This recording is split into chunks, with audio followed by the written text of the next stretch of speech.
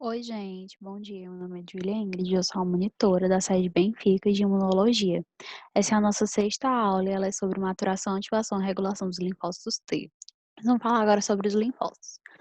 De maneira geral, os linfócitos, como a gente viu naquela aula de células da resposta imune, os linfócitos são células da imunidade adaptativa e essas células têm função de distinguir os antígenos e preparar respostas específicas para eles. Falando sobre os linfócitos T são diferenciados em CD4 e CD8. Os linfócitos TCD4, eles são reconhecidos como auxiliares, enquanto os TCD8 são reconhecidos como citotóxicos. O linfócito T, ele é diferente porque o processo de maturação dele é complexo, é mais complexo e diferenciado. Porque no meu linfócito T, eu vou ter a utilização dos dois órgãos primários. Lembra que naquela mesma aula eu falei sobre os órgãos primários e secundários? Os linfócitos T saem de órgão primário, que é a medula óssea, e seguem para um outro órgão primário, que é o timo.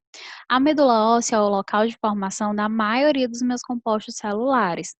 E saem células indiferenciadas da minha medula óssea para o timo. No timo, o meu linfócito T, ali dentro desse órgão, vai sofrer os processos de maturação. Mas o que é o timo? O timo, ele é um órgão bilobulado que é responsável por esse processo de maturação. Nele, a gente tem duas zonas super importantes para esse processo ser efetivo: a zona cortical e a zona medular. Mas vamos falar disso depois. Como é que ocorre esse processo de maturação? O processo de maturação conta com 6 elementos e 5 fases. Os 6 elementos são as células tronco, as células proteia, as células pré-T, o duplo positivo, positividade única e célula T naive madura. Esses 6 elementos, eles são basicamente o resultado de todo o processo de maturação. De cada fase do meu processo de maturação, eu tenho um elemento fundado. E as minhas fases, que são o processo de transição de um elemento a outro. A fase 1 eu tenho a célula tronco para a célula pró-T. Da fase 2 eu tenho célula pró-T para a célula pré-T. Da 3, pré-T para duplo positivo. Da 4, duplo positivo para positividade única. E da 5, positividade única para a célula T naive madura. Vamos entender como é que ocorre esse processo de maturação de acordo com as fases dele. O processo de maturação da minha célula indiferenciada para a minha célula pró-T. A célula indiferenciada, no meio desse processo de iniciação, porque o processo inicial de maturação é esse, ela sofre 3 processos internos: a migração, a proliferação e a diferenciação. A migração é justamente a saída da minha medula óssea e a chegada dessa célula indiferenciada na zona cortical, no córtex do timo. Então, a migração é essa transição de local.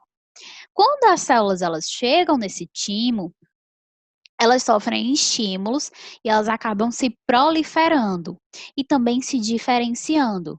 A diferenciação, ela ocorre nos marcadores celulares. Existem marcadores celulares que vêm lá da medula óssea nas minhas células diferenciadas, que são CD44, C positivo, C-KIT positivo e CD25 negativo. E a diferenciação ocorre nesse CD25 negativo, ele se torna positivo. Então, assim, eu tenho a minha célula pró-T. Tendo a célula pró-T, eu vou estar agora na fase de transição da célula pró-T para a célula pré-T. Nessa fase de transição, eu tenho uma excreção de TDT e RAG.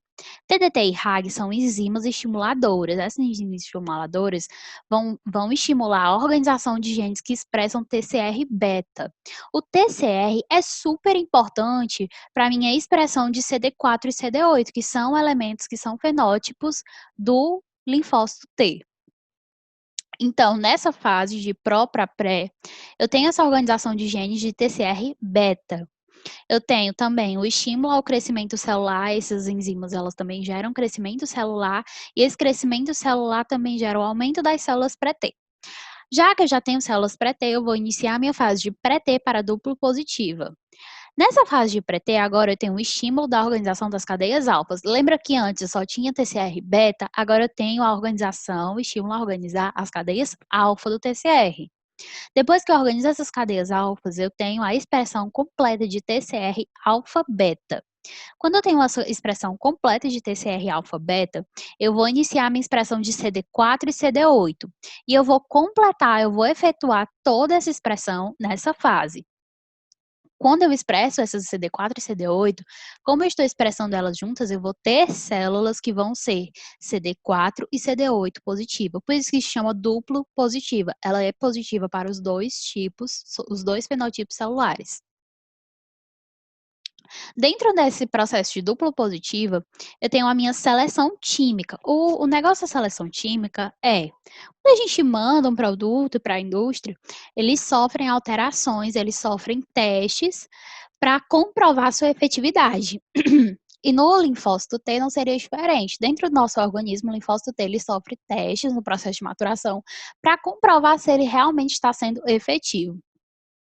E eu tenho, dentro desse processo, dentro dessa educação linfocitária, dentro dessa seleção química, né, a seleção positiva e a seleção negativa. A primeira seleção qual que é a seleção positiva? Os linfócitos, eles vão interagir com as células epiteliais do timo, e essas células epiteliais do córtex do timo, que tem MHC, vão se ligar aos receptores dos linfócitos, aos receptores das células T, os TCRs, e essa interação, se efetiva, faz com que os linfócitos sobrevivam. Se essa interação não der certo, o linfócito ele sofre apoptose. Se der certo essa interação, o linfócito ele passa para a próxima fase, que é a minha seleção negativa. Os linfócitos na seleção negativa, eles vão ser testados para a interação deles com os nossos autoantígenos. Os autoantígenos, eles são componentes orgânicos do corpo, eles são componentes do organismo. E a gente não pode ter uma célula que interage com os nossos componentes. A gente tem que ter uma célula que seja tolerante a eles. Então, quando os meus linfócitos eles interagirem com esses autoantígenos, eles vão sofrer apoptose, eles não vão passar no teste. E se eles não reagirem, eles vão conseguir passar no teste e prosseguir para a próxima fase de maturação, que no caso é de dupla positiva para positividade única. Como eu tive essa interação com os MHCs, eu vou ter processos de positividade única, onde as células que reagiram com o MHC tipo 2 vão se tornar células CD4, e as células que interagiram com o MHC tipo 1 vão se tornar CD8. A partir desse reconhecimento de MHC, a minha célula ela vai deixar de produzir o outro fenotipo celular, ou seja, as minhas células CD4, elas vão ser CD4 positivas e CD8 negativas, porque elas vão deixar de produzir o CD8, enquanto as CD8 vão ser CD8 positivas e as CD4 negativas por deixarem de produzir o CD4. Depois dessa positividade única, já que eu já tenho uma positividade única celular, eu vou prosseguir para a minha célula T naive madura. A célula T naive madura é o último estágio de maturação dos linfócitos e é basicamente a migração da célula da medula, eu já estou na medula do meu timo, da medula do meu timo para os meus tecidos periféricos, que é onde os linfócitos inativos se encontram. Naive quer dizer inativo. Esses linfócitos inativos se encontram para serem ativados e estimulados por fagócitos. Aqui é só uma relaçãozinha de onde tudo isso ocorre.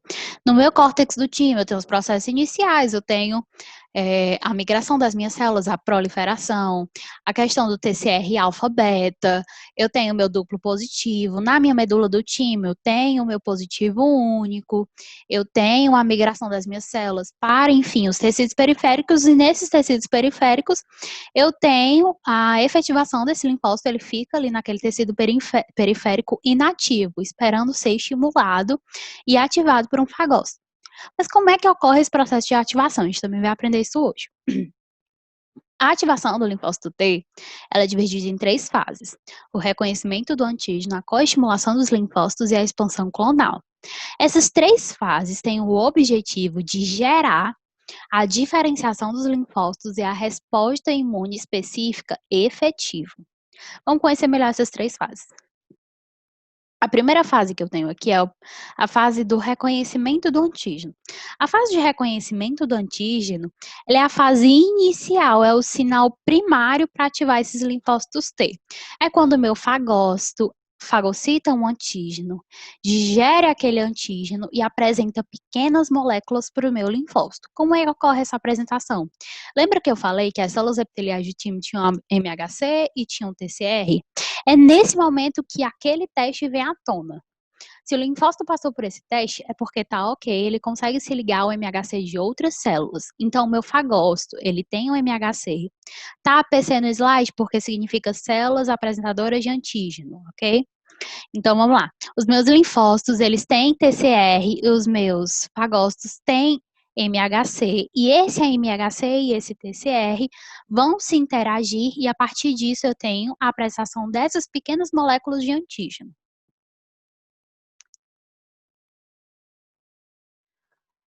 Também, dentro desse processo, eu preciso ter uma coestimulação dos linfócitos T. Como assim? Uma ligação é boa, mas mais ligação é melhor ainda. Essa coestimulação, basicamente, são ligações coadjuvantes que ocorrem entre a célula apresentadora de antígenos e os linfócitos T.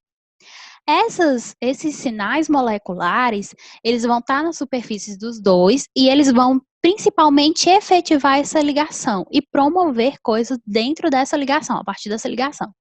Então, eu tenho ligantes CD28, que é o ligante do linfócito T, e B7, que é das células apresentadoras de antígeno, e eu tenho o CTLA4 e o B7.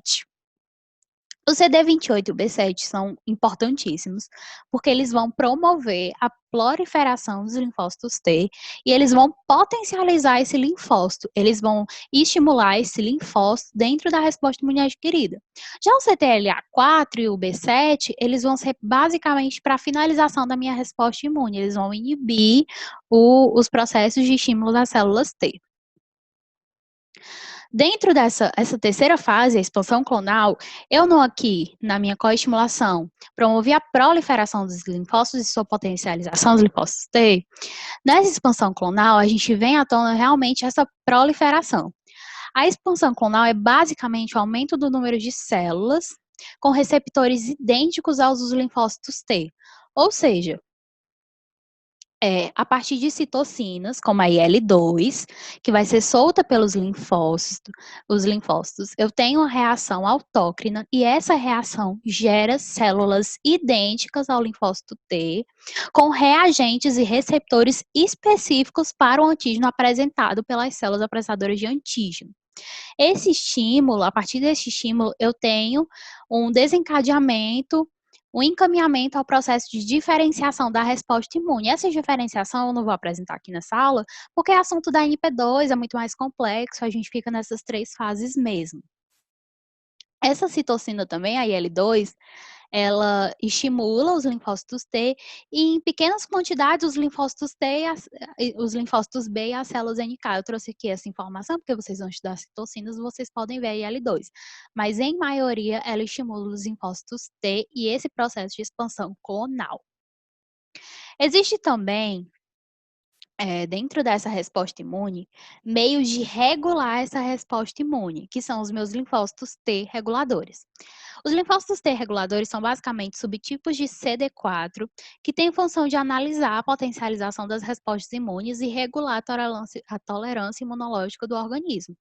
Esses linfócitos T, eles são importantes para que os linfócitos não gerem reações imunes exacerbadas, eles fazem esse tipo de controle. Ou as reações imunes exacerbadas ou os próprios ataques aos compostos do organismo. E é isso, gente. Muito obrigada pela presença de vocês. Aqui estão as minhas referências, elas também são referências do plano de ensino de vocês. Qualquer dúvida pode entrar em contato comigo. Muito obrigada, gente.